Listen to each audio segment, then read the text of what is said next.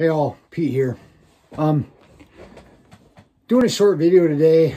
Kind of a bummer video for me actually, because I really had higher hopes for this product I want to talk about today. I'm a big fan of the number 11 double long spring. So this is a long spring video, back to the long spring videos. I got introduced to the number 11 when I was in high school by the guy who taught me how to trap, and he introduced me to it as a coon trap. And I've got it, just to be honest with you, I have loved it as a coon trap. And I know there are pro trappers out there who say that you should use a bigger trap for raccoons.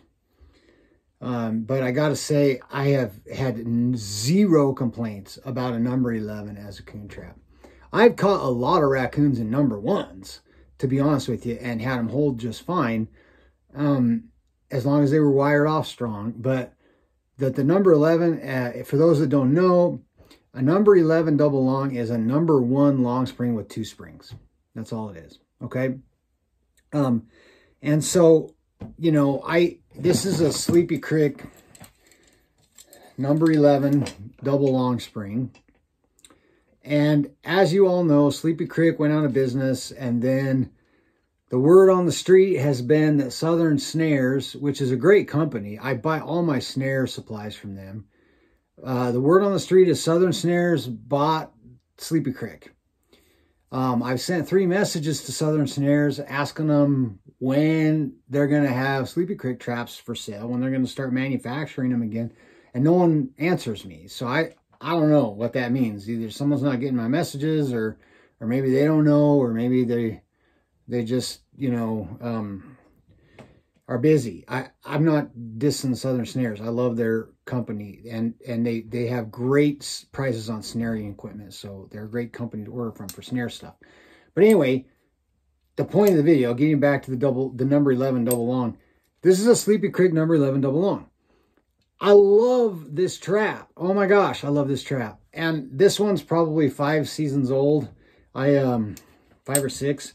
My water traps I paint, but I don't do anything else to, and they hold up great. And so this is painted in Rust-Oleum.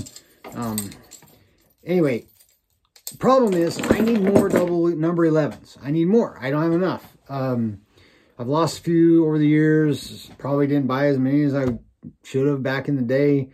And so I've been lamenting the fact that I can't get a number 11 double long, American made. At least I didn't think I could. And the same with number 1 longs. I want American made stuff. I don't want stuff that's not made in America. It doesn't mean it's not good. I put my money where my mouth is. You know, if I'm going to support American jobs, I need to buy American and quit buying crap from overseas. So I buy generally American made traps. Anyway, so I didn't realize that, and maybe it's only been recently, within the last few years, because I haven't looked for a while, but I just found out that Oneida Victor makes a number 1 long and a number 11 double long, Blake and Lamb and Newhouse. Obviously not a Newhouse, you know, like the big Newhouse traps. I mean, but they got some rights or something to make, at least to use the name Newhouse on a number 1 long, a number 11 long, a Blake and Lamb number 1 long, and a Blake and Lamb number 11. So I thought, I'm saved, right? I have been delivered. I can order these. They're American made. Great, you know. And Blake and Lamb and Newhouse are both pretty respectable names. I grew up using Victor traps, number 1 longs for rats. Most of my coyote traps are Victors. You know, so I ordered 3 Newhouse number 11 double longs. I'm not very impressed. Here it is. I've had it out in the grass rusting so I can paint it. You know, it's not a terrible trap. I'll say that. But just to start with, I mean, you know, everything about that Sleepy Crick is stronger and heavier.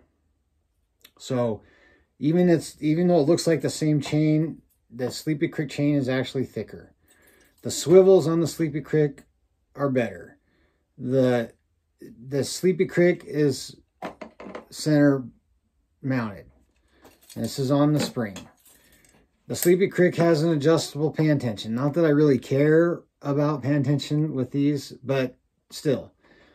This one does not. It's got the flapper pan, which I expected, you know, but the Sleepy Crick base plate is thicker. Just by itself, before you even talk about the center swivel. The Sleepy Crick springs are thicker. The Sleepy Crick jaws fit together better without any movement. The Sleepy Crick dog feels sturdier. So just as soon as I pulled it out of the box, I was like, oh man, you know, setting this. They didn't do a very good job of getting the jaws very even where they come out of at the base, and everything just kind of looks crooked on this thing, you know. I mean, it's crooked. I'm gonna have to file some stuff to be able to set it easier. I don't want to file traps straight out of the box. I should be able to pull these smaller long spring traps out of the box and set them that day. You know, I have yet to have to do anything to a Sleepy Crick trap. Nothing. I mean, I degrease them, paint them, and friggin' use them. Or paint them the next season, but I degrease them and use them the first season. And once in a while, I might have to adjust the dog a little bit to get it closer or further away from the pan, but just for pan level. But I can set every Sleepy Crick I've ever purchased, I can set it right out of the box. Every Victor I ever purchased, back when Victor was still selling long springs, I could set it right out of the box, use it. It wasn't an issue. I don't want to have to file on a number 11 double long because they don't have precision enough manufacturing to produce something that doesn't require mods. If I wanted to have to modify every trap I bought, I'd buy Dukes, you know? And I hate to say that, but I don't like to diss any product because I know some people use products I don't use, but seriously. Will it work? Yeah. I mean, I have to modify it a little bit, and I don't think it's going to last 5 seasons. This year will be season 6, I think, for this trap. This might make it a couple. When it's set, the pan doesn't sit level. I don't know. I'm just disappointed. I think I'll order a couple of the Blake and Lambs, see if they're any different. I suspect they won't be. But I might order a couple just to see and hope maybe they are. Just because the name Newhouse or Blake and Lamb is on something doesn't matter apparently anymore. My old Victor and Blake and Lamb double longs that I use for coyotes are tough traps, good traps. So maybe I'll get lucky. If you have used these Newhouse number 11 double longs and they've worked okay for you, leave me comments because I'm kind of bummed, man. Kind of bummed. So my recommendation, if you like the number 11 like I do, is try to get your hands on some Sleepy Cricks. The guy that taught me how to trap used to say a used Victor is better than a new anything else. And that was true at one time. I don't use coil springs, so I don't know what kind of coil spring traps Victor makes. But the long springs, this is the first long spring I bought from Oneida Victor in a long time. And I'm not very impressed with it, unfortunately, which is sad because Victor was my favorite trap. So let me know if you've used these Newhouse number 11s or the Blake and Lamb number 11s that Oneida Victor is making. And let me know how they work for you, especially durability-wise. I want to know how they hold up to a big boar coon. I'd be curious to know because I haven't used it yet, but I'm going to give it a shot. All right, so my advice, like I said, if you can get your hands on some Sleepy Crick number 11s, very, very durable. Great coon trap and a great mink trap. Use them for mink and coon primarily. In fact, that's about all I use them for. So, all right. Thanks for watching. If you like my channel, subscribe.